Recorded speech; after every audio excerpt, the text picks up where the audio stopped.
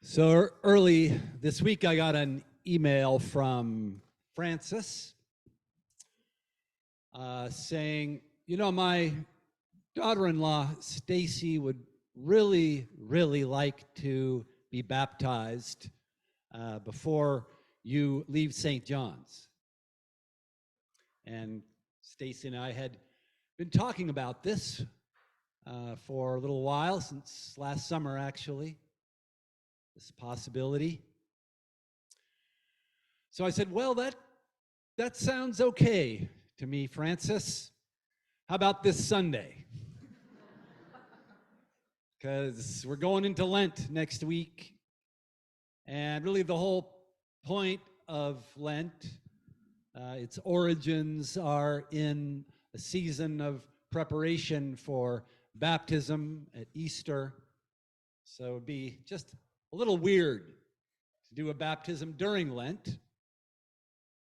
But this last Sunday before Lent, the last Sunday after the Epiphany, at which point we mark Jesus' own baptism, this Sunday where we hear about the journey that Peter and James and John take with Jesus up to the top of the mountain to see him revealed in an light of unearthly brilliance, and see him speaking with Moses and Elijah, and then are overshadowed by the cloud and hear the voice, the same voice that spoke to Jesus at his baptism, saying, "This is my Son." The voice that said to Jesus, "You are my Son, my beloved," says this, O disciples of Jesus, is my Son, my beloved. Listen to him. This is a good day for a baptism. And really, even though I had been telling Stacy that, there's kind of a course of preparation that's customary, and maybe we'll get together a group of folks in advance of our bishop coming sometime in the future, and we'll do baptismal preparation along with preparation for confirmation and reception into the Episcopal Church and all these kinds of official sorts of steps. When it really comes right down to it, the only preparation that you need for baptism is to get to a certain point in your life where you've tried everything else and you're ready to say to Jesus, "Okay, you're it. My last ditch effort lies with you." So we're prepared to baptize Stacy today, but if there's anyone else here who's at that point today and hasn't already taken that step, it's a good day for a baptism, like I say. Just raise your hand and we'll include you. Sorry.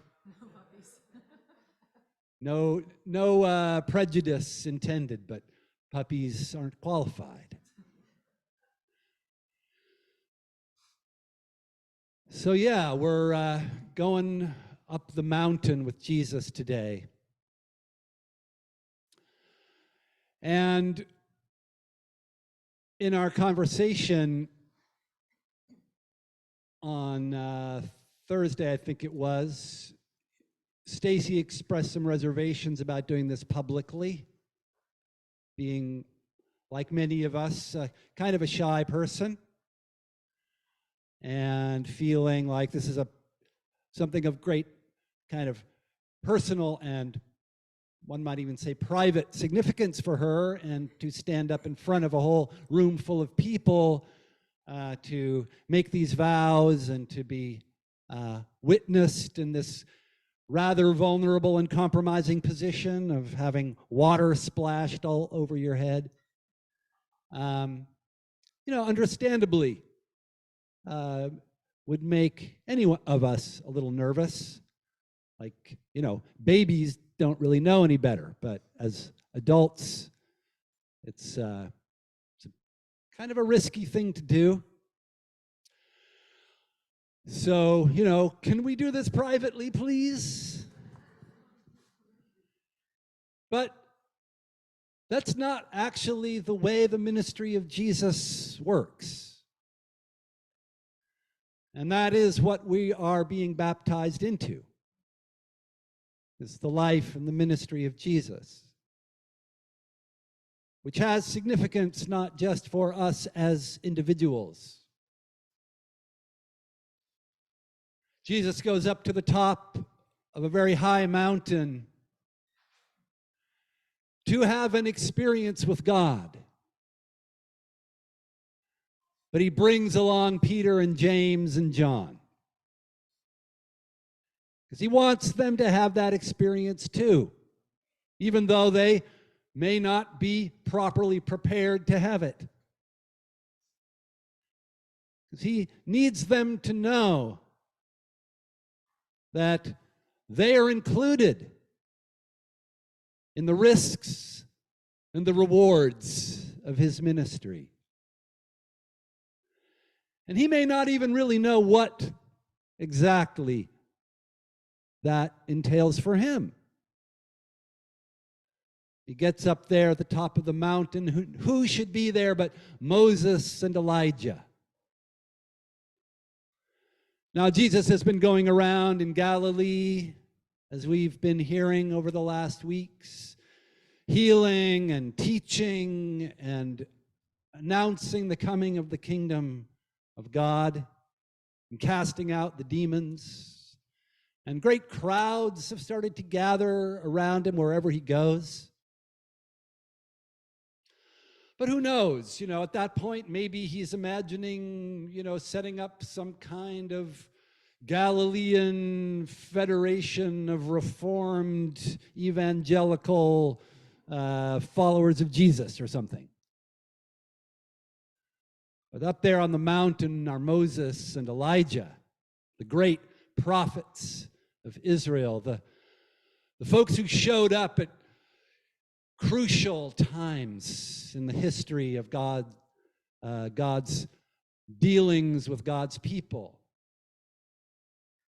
When Israel was enslaved in Egypt and needed to come out of there, needed to get back on track with their destiny as a people, and get back to the land that God was going to give them.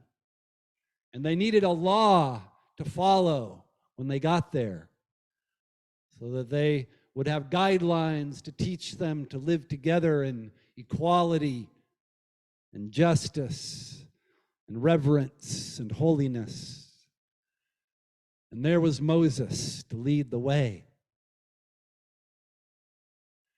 And when the northern kingdom of Israel had reached its apex of prosperity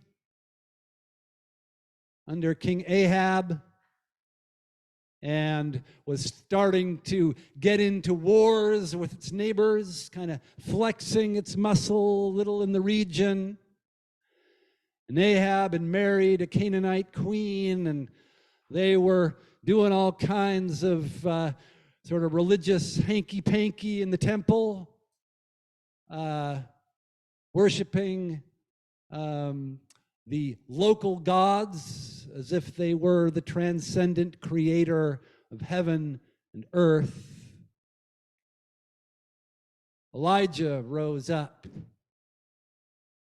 to demand a purification of the religious practices of the people and a purification of their social practices, to deal justly with the widow and the orphan, vulnerable.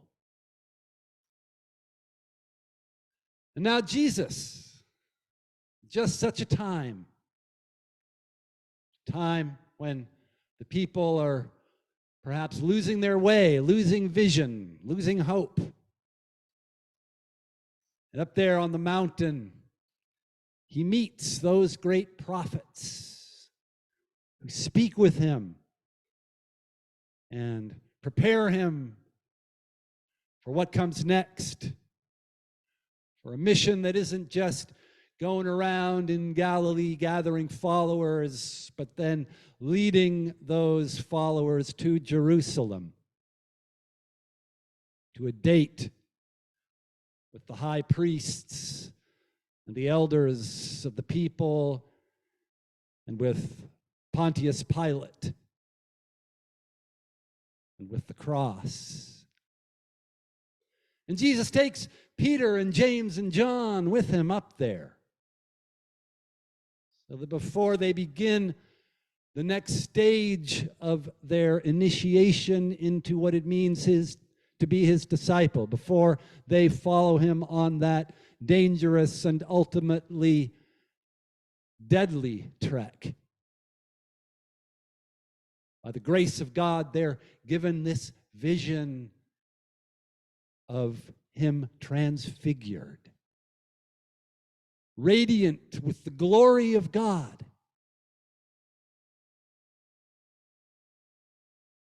And they also hear a voice that tells them, "This is my Son, my beloved.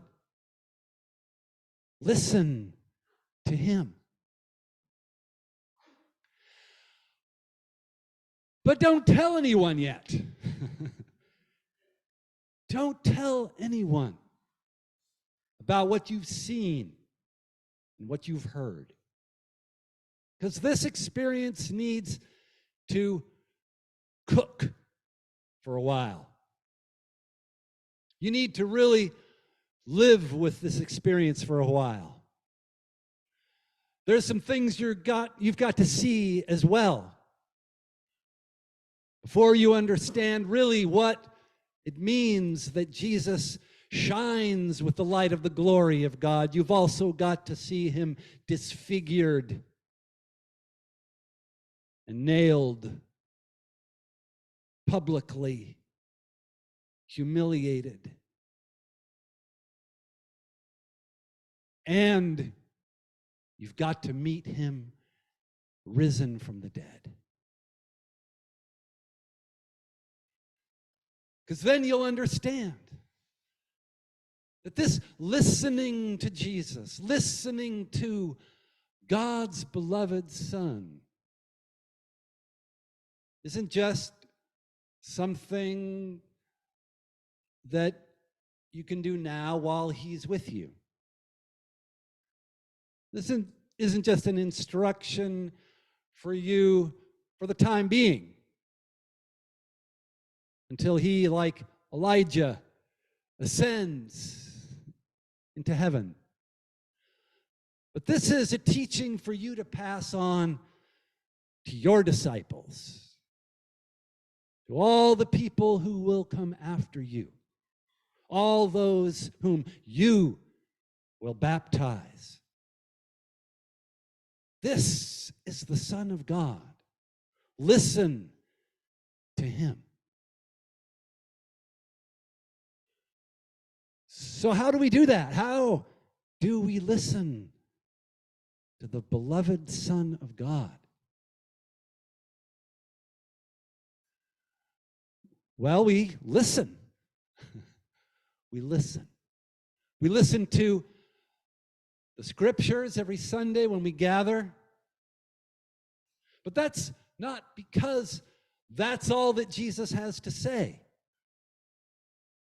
That's just kind of the guardrails, or that's how we recognize when we're hearing him speak. We check it against the teachings that are remembered that he gave when he was here with us in the flesh. And we kind of tested and it's like, okay, so love your enemies. Is this what I'm hearing now? Does this conform to that? Blessed are the poor. Okay, so this voice that I'm hearing that's urging me to act, does it conform to that?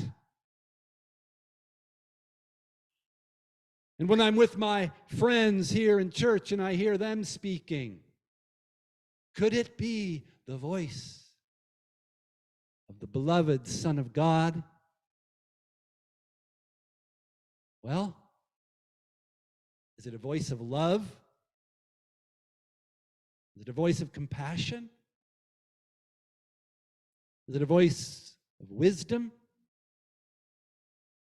Is it a voice calling me to account for something I don't really want to admit about myself, and yet I know that perhaps there's some truth in there that I could really stand to learn from?